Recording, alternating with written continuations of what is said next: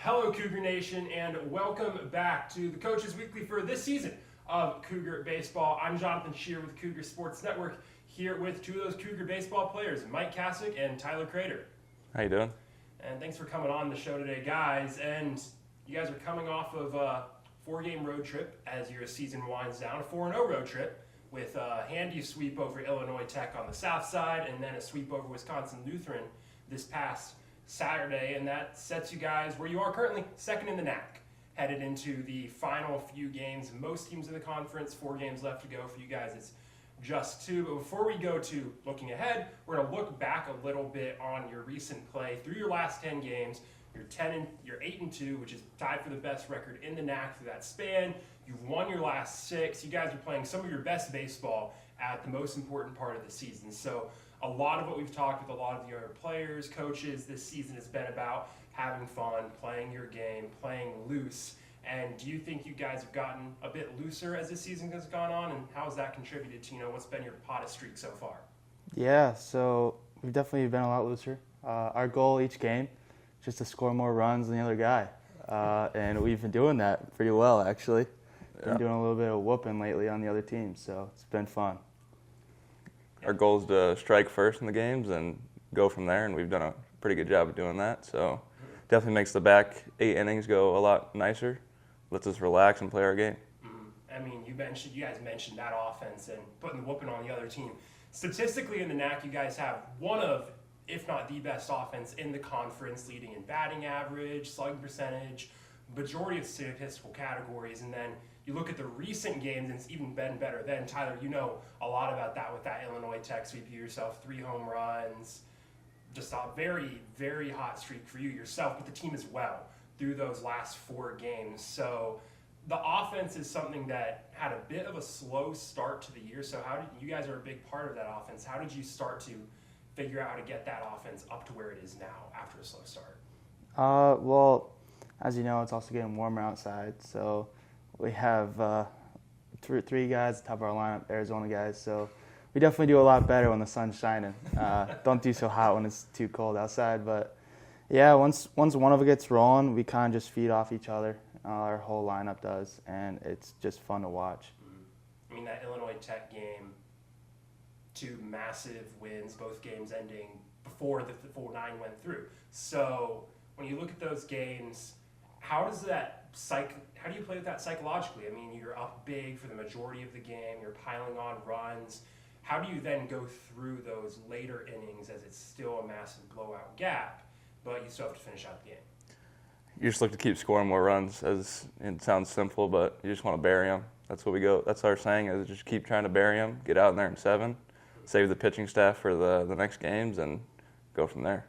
And that's something that we actually haven't mentioned. You mentioned saving the pitching staff. The pitching has also been excellent on your team this year as well. I mean, your starters, led by Ryan Ranella this year, have been excellent on the mound. That's also played a big part in this hot streak for you guys. So looking forward with 1 series left, and you win those next 2 games, that clinches at minimum a 2 seed in the conference for you guys. How important do you think that pitching is going to be against CU Dub? CU Dub, they're a little bit like us offensively. They like to bang, so I think our pitching staff's going to do pretty well shutting them down, and then we're going to do our thing as an offense and score a lot of runs and win. And, I mean, CU Dub, another one of those middle conferences. This is a very tight NAC. Obviously, you guys holding that 2nd seed in the conference. It's out of your power to take first. There are circumstances that you guys could win the regular season in the conference, even though it is out of your control. You could also theoretically drop way down. A lot of teams can move way up. It's a very tight conference this season, but you guys are playing your best baseball at the best time of year. You look back at this whole season as a whole, where have you been having the most fun throughout this year? I'd say the most fun is actually probably off the field. We have a lot of fun off the field. Just, I don't know, we have more of a family kind of community here, and we've just been having a blast. So when we get to the baseball field, there's no pressure on us. We just show up and just like to have some fun. So it's just, pretty much. I'd definitely say the last couple of weeks, we know it's coming to an end here shortly as being a senior, so just trying to live in the moment, take each day one at a time and just go from there.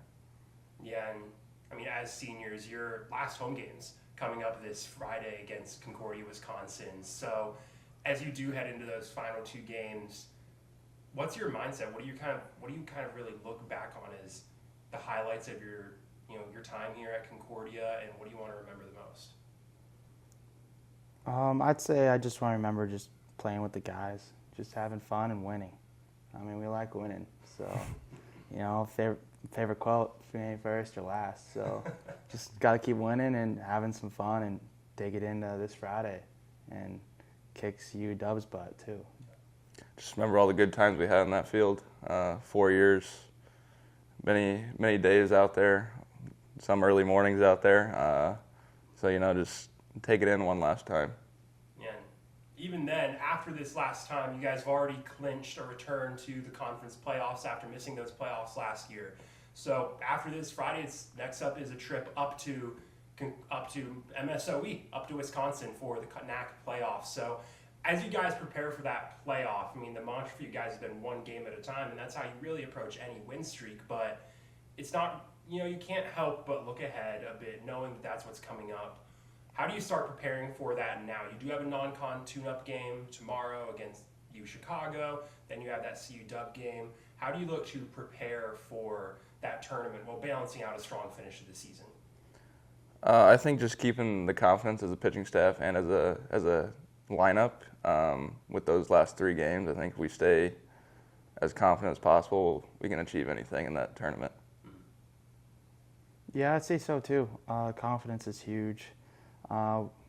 Face a pretty good pitching staff tomorrow, so it'll help us get ready to go for Friday and just carry it all the way to the tournament and just keep going from there to go as far as we can. Absolutely. And like we mentioned, Concordia Baseball in action tomorrow in one last non-conference tune-up game against U Chicago before closing out their regular season right here in River Forest this Friday against Concordia, Wisconsin. You'll be able to catch that action right here on the Cougar Sports Network, as well as get caught up on any action you miss at cucougars.com to prep up for the NAC Conference Tournament coming up in a short bit for the Cougar Baseball. Mike, Tyler, thank you for joining us on the Coaches Weekly this week. Thanks for having us. Thank you. And thank you for tuning in this week as well. And make sure to tune in to more Cougar Baseball as this season continues on here on the Cougar Sports Network. Roll Cougs.